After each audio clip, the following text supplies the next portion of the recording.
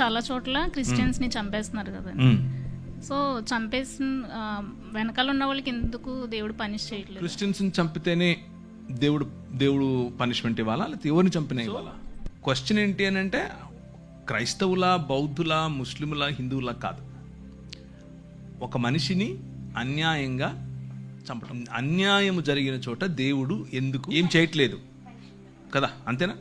హబక్కుకు గ్రంథం అంతా ఇదే. The entire book of Habakkuk is this. ఏంటి నువ్వు చూడవా, అసలు ఉన్నావా? నువ్వు ఉంటే కళ్ళు మూసుకున్నా.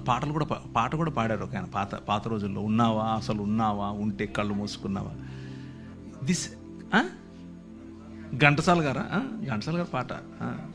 భక్త తుకారం చూసారా? అందరు భక్తులకు ఇదే క్వశ్చన్, మీకొకరికే కాదు, ప్రపంచంలో ఉన్న అన్ని రకాల భక్తులకు ఇదే క్వశ్చన్. అయితే భక్తులు ఏం ఎక్స్పెక్ట్ చేస్తారంటే జరగంగానే ఆయన కత్తెత్తుకొని వచ్చేసి వేసేయాలనుకుంటారు. But God doesn't work like that. ఆయన అలా పనిచేయడు. ఆయన ఏమంటాడు అని అంటే, నా ప్లాన్ ఒకటి ఉంది, నేను చేస్తున్నా. అప్పుడు హబక్కుకు కోపం వచ్చి దాన్ని ఏమంటారు, అలిగితాడు. అలిగి పై గోపురం ఎక్కి మఠం వేసుకొని కూర్చుంటాడు. నువ్వు చెప్పు నాకు ఇప్పుడు ఆన్సర్ అని. దానికి ప్రభు ఏం చెప్తున్నాడు అని అంటే, నువ్వు చూస్తుండు, నేను చేస్తున్నా, నేను ఒక నూతన కార్యం చేస్తున్నా, అది వస్తుంది, అది జరుగుతుంది. You just need to see it. భక్తిహీనులు ఇలా అయిపోతే, భక్తిహీనులు అసలు భక్తి లేని వాళ్ళు మాకంటే తక్కువ నీతిపరులు వచ్చి మాకు బుద్ధి చెప్తారా అనేది ఆయన క్వశ్చన్. దానికి దేవుడు ఇచ్చేటటువంటి ఆన్సర్ ఏంటి అని అంటే, నువ్వు చాలా భక్తిపరుడు అని నువ్వు అనుకుంటున్నావు, ఇశ్రాయేలు, యూదా. కానీ తూరు 2-3 సార్లు 4 సార్లు చేసిన తప్పు ఏదైతే ఉందో అది నీలో కూడా జరిగితే నిన్ను కూడా అలాగే పంపిస్తా.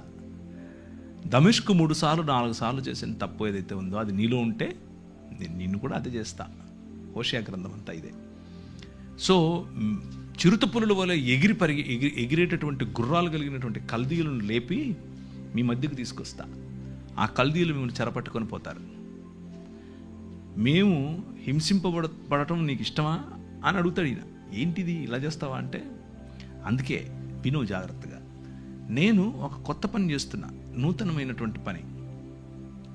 సంవత్సరాలు గడుచుతూ ఉండగా నీ పని నువ్వు చేయి, నన్ను క్షమించు, నాకు ఇప్పుడు అర్థమైంది.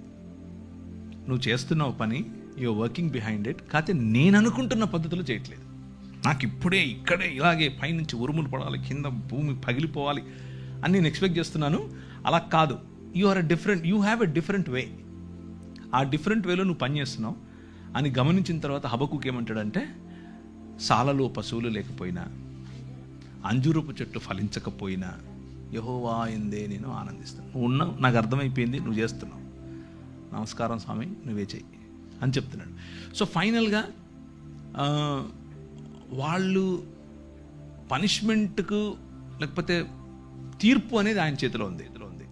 Let's put it this way. మనం అనుకున్నట్లుగా కాకపోయినా ఆయన తనదైన శైలిలో, తన పద్ధతిలో సమస్తాన్ని నూతనపరుస్తున్నాడు. కొందరికి ఛాన్స్ ఇచ్చి నూతనపరుస్తాడు, కొందరికి పళ్ళు రాలగొట్టి నూతనపరుస్తాడు. రెండిట్లో ఏది కరెక్ట్ అనేది ఆయనకే వదిలేద్దాం, ఆయన చేస్తాడు. He's doing it. చాలామంది నేను చూశాను, ఏంటి ప్రభా ఇది, మీకు ఎప్పుడు రాలేదు ఇలాంటి క్వశ్చన్స్? మా పెద్ద పాపకి టెట్రాలజీ ఆఫ్ ఫాలో, హార్ట్లో 4 రకాలైన ఇబ్బందులు ఉంటాయి. నేను ఒకరోజు కారు తోలుకుంటూ బయటకు వచ్చి గట్టిగా రోడ్డు మీద నిలబడుకొని అరుస్తున్నాను, ఎందుకంటే ఆ ఒత్తిడి తట్టుకోలేక. నేను నీ కోసం నువ్వు చెప్పావని చెప్పి నార్త్ ఇండియాకి వచ్చి ఇక్కడ పరిచయం చేస్తుంటే నా బిడ్డకి ఇలా చేస్తావా నువ్వు? నా క్వశ్చన్ సేమ్ హబక్కుక్ క్వశ్చనే. నా బిడ్డకి ఇలా చేస్తావా, ఆమెను ఇలా చేస్తావా? ఇక్కడే టైప్లో అనమాట, కమండలో నుంచి నీళ్ళు తీసేసి టైప్లో. ప్రభు అన్నాడు, ఏం మాట్లాడలేదు ఆయన, ఏం మాట్లాడలా. ఒక 2 ఏళ్ళు నేను అలిగా ఆయన మీద. వాక్యం చెప్తున్నా, తిరుగుతున్నా, మొత్తం ప్రపంచం అంతా వెళ్తున్నా, కానీ ఆయనతో మాటలు లేవు, అలిగా అనమాట.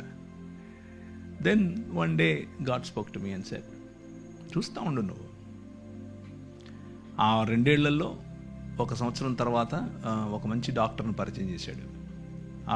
ఆ మంచి డాక్టర్ ఆపరేషన్ చేసి కరెక్ట్ చేశాడు.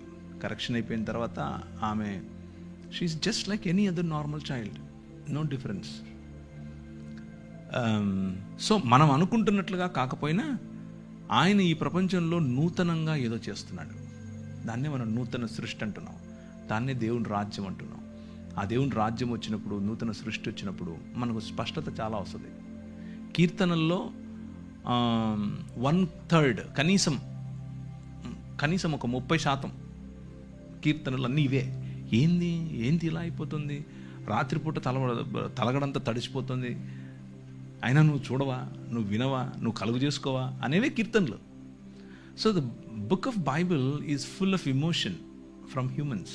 మనుషుల నుంచి ఇమోషన్ ఎక్కువ ఉంటుంది దేవుని వైపు. దేవునితో కొట్లాడటం, దేవునితో అలగటం, దేవునితో స్ట్రగుల్. ఇది మతం ఏమనుకుంటుందంటే, ఎంత గర్వం రా నీకు, దేవుణ్ణి, నాయన హీస్ అవర్ డాడ్, నాయన, ఆయనకి ఇష్టం.